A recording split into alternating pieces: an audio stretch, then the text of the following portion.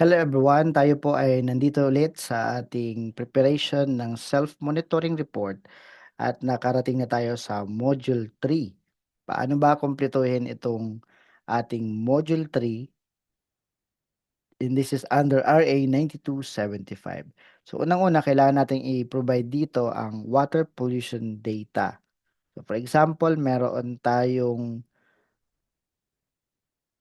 total water consumption for the quarter. Halimbawa, 900 cubic meter. So, yung 900 cubic meter na yan, ginamit mo sa loob ng 3 buwan. Hanapin mo ngayon yung average daily water consumption. So, ang gagawin mo ngayon, i-divide mo yung 900 cubic meter sa 90 days mong operation. Yan ay kung day 1 to day 30 kada buwan. Nag-ooperate ka ng Monday to Sunday. So, aabot ka talaga ng 30 days. So, sa loob ng 3 buwan, 90 days. Kaya yung average daily water consumption mo na 900 cubic meter, i-divide mo ngayon siya ng 90 days, magkakaroon ka halimbawa ng 10 cubic meter per day. So, itong 10 cubic meter per day na ito, yan yung average daily water consumption for the quarter.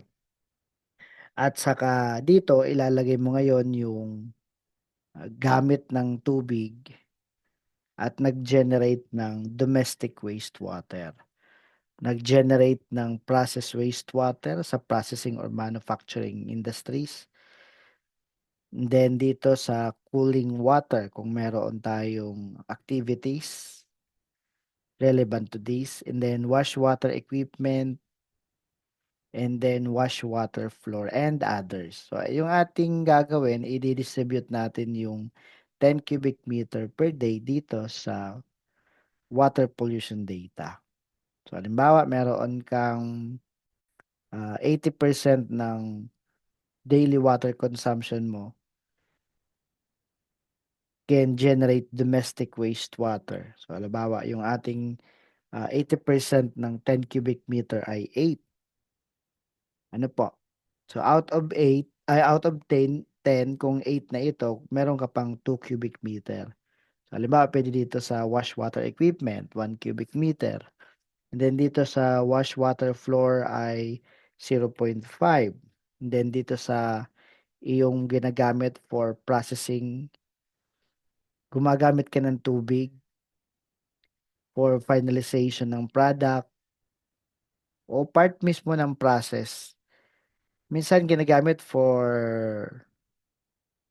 uh, finalizing the product yung tubig, process wastewater. So, halimbawa, lagyan natin dito 0.4. And then dito sa others, let's say 0.1. Kung meron tayong mga values dito na indicate ang total dapat nito ay based doon sa daily water consumption on the average. So, ito ay dapat total din na 10. So, 8 plus 1 plus 0.5 plus 0.1 din plus 0.4. So, 10 cubic meter. So, ganun lang ang paggawa nitong water pollution data. Next is the record cost of treatment. Meron tayo ditong month 1, 2, and 3. So, kung kayo ay nasa fourth quarter, ibig sabihin nito ay October, November, December. Ano ang cost of treatment? Kung meron kayong treatment facility na ino-operate, meron kayong STP, WWTP, pero kung ito ay septic tank lamang, oil and grease interceptor, halos wala kayong cost of treatment. Probably may cost for the dislodging or siphoning, pero halos wala sa ibang bagay. So, sasagutin nyo lang din naman nga ito, person employed. Halimbawa, meron kayong plant operator, edi meron kang isa. And then, magkano ang sahod? Cost nung person, let's say 18,000. Yan ay kung meron kayong STP. Ang default natin ditong napag-uusapan, kung mayroon kayong treatment facility, kaya kayo may record cost of treatment. And then cost of chemicals used by WTP. Halimbawa, bumibili ka ng chlorine every month, let's say 5,000. And meron ka ring utility cost of water treatment plant, yung electricity nito at saka tubig. Yan, you can indicate the cost based on electrical and water consumption. Let's say 2,500.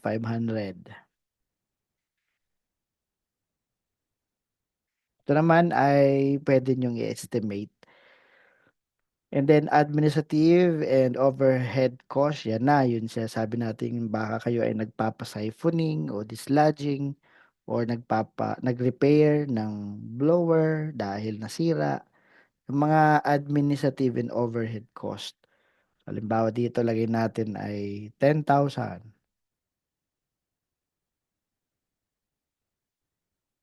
Then the cost of operating in-house laboratory, yung ating ginagamit na mga reagents, mga consumables, even yung ating mga ginagamit na devices. The cost of operating in-house laboratory, kung merong cost. Lalagay natin diyan yung cost per month. For now, example lang naman ito. Then new or additional investment in water treatment plant, halimbawa yung iyong SBR, sequencing batch reactor ay nilagyan mo ng additional process just to comply with DNR effluent standard.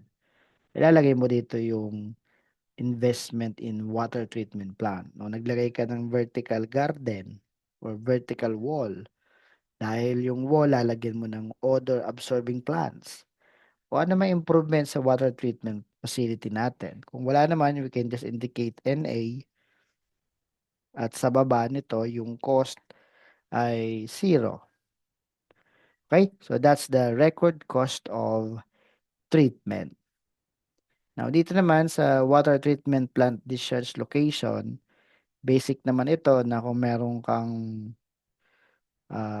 area kung saan nag-ooperate ang treatment facility mo, meron ka namang discharge. So, ang location ng ating outlet, lalagay natin, halimbawa, sewage treatment plant or SSTP or wastewater treatment plant.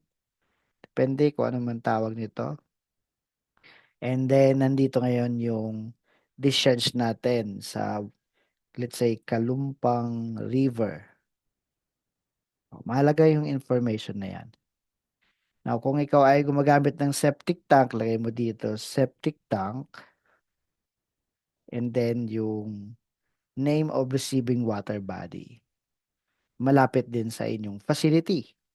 And then dito, kung meron kang wastewater treatment plant, syempre meron kang actual wastewater discharge. Dito mo ilalagay yung outlet number, so referring ito sa outlet number 1, halimbawa, wastewater treatment plant. Kailan ka nagpa-test ng tubig? Every quarter naman may isa. Kaya, halimbawa, fourth quarter, nagpa-test ka ng between October, November, December. So, halimbawa, November 15, 2025. 2025, 11, 15. Yan yung format.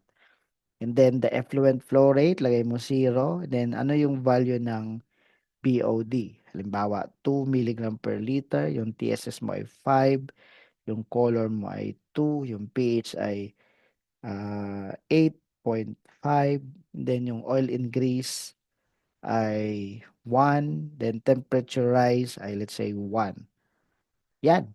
And then dito sa baba, dahil itong sa baba ay for other pollutants like yung ating ammonia in milligram per liter at saka yung ating phosphate in milligram per liter and then yung ating surfactants, then milligram per liter. So, same din, outlet number 1 sa taas, dito sa baba, outlet number 1 din. Date sa taas, date din sa baba, 2025, 11, 15. Then, effluent flow rate, 0. Ano yung value ng ammonia? Halimbawa, 0.3. Yung phosphate ay 1. yung surfactants ay 0.1. So, ilalagay lang naman natin dito yung result of water sampling and analysis. At yung certificate niyan issued by EMB recognized environmental laboratory. So that's it. That's how we prepare the self-monitoring report module 3. So sa mga merong septic tank, wala naman tayo diyang requirement for water sampling. Halimbawa, meron kang septic tank. So lahat ng tubig na galing sa building papasok dito sa septic tank, whether yan ay tatlong chamber. So, lahat ng tubig galing sa building nitong wastewater natin papasok dito. Pero ang totoo, hanggang diyan na lang sa ating septic tank 'yon. So, wala tayo ditong outlet pipe. Kaya wala tayong requirement for water testing. Pero yung mga treatment facility, may mga series of treatment po yan. Meron silang primary treatment, meron silang secondary treatment, meron pang chemical treatment or tertiary treatment. Pero ang mangyayari, nagkakaroon sila ngayon dito ng discharge. So meron ditong outlet pipe. So pagka meron kang actual discharge, magkakaroon ka ngayon ng water testing. So, itong testing ng ating effluent. So, paglabas ng tubig sa ating treatment facility, itong ating WWTP or STP. Paglabas ng tubig, kukuha ka ng sample, dadalhin mo ngayon sa laboratory for analysis or mismong yung sa laboratory personnel mismo ang kukuha ng sample, dadalhin sa laboratory and then they will issue the certificate of analysis. Ang tawag ng iba dito ay ROLA, Result of Laboratory Analysis. Ang iba ay Report of Laboratory Analysis. Pare-parehas lang yan. It provides information ng quality ng tubig na kinuha sa ating facility. So, sa mga gumagamit ng septic tank, oil in grease, magpapa-siphoning na lang kayo. Sa mga merong actual discharge, magpapa-sampling kayo at magpapa-analyze sa laboratory and then yung result ilalagay niyo dito sa module 3. So, sa ating mga PCO na gumagawa ng self-monitoring report, huwag kayong malito doon sa kung kailangan ba magpa-test o hindi. So, kapag walang actual discharge, walang testing requirement. Eh di wala kang i-indicate dito. Dito sa reporting, module 3 particularly, kahit gusto mo maglagay ng not applicable, halimbawa dito sa ano, yan. Maglagay ka dito ng not applicable. Yan. Lalo sa BOD. Oh.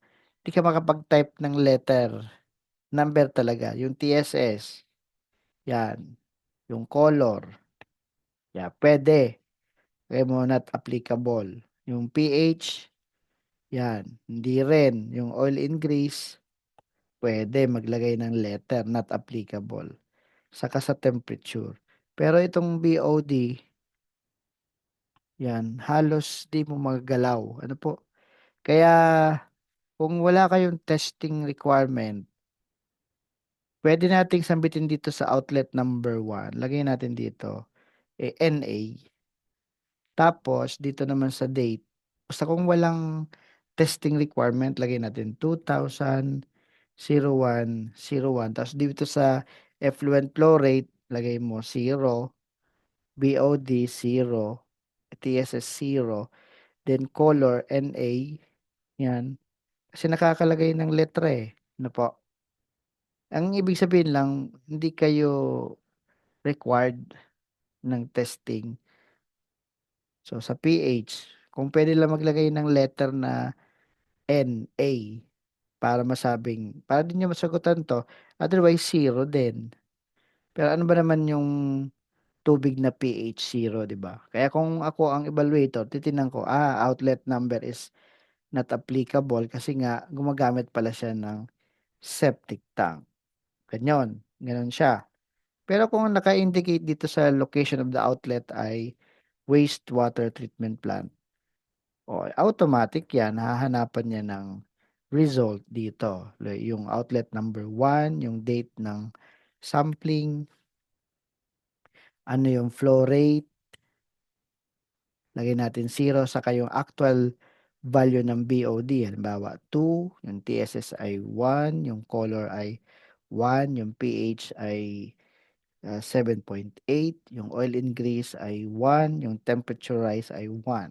So merong available dapat na data, okay. So that's how we prepare the module 3 of TNR self-monitoring report, and I hope you have learned something at kung sa tingin mo naging helpful video na 'to, please like this video and please share. If you have comments, questions, just type it below. Thank you very much for time listening and God bless us all.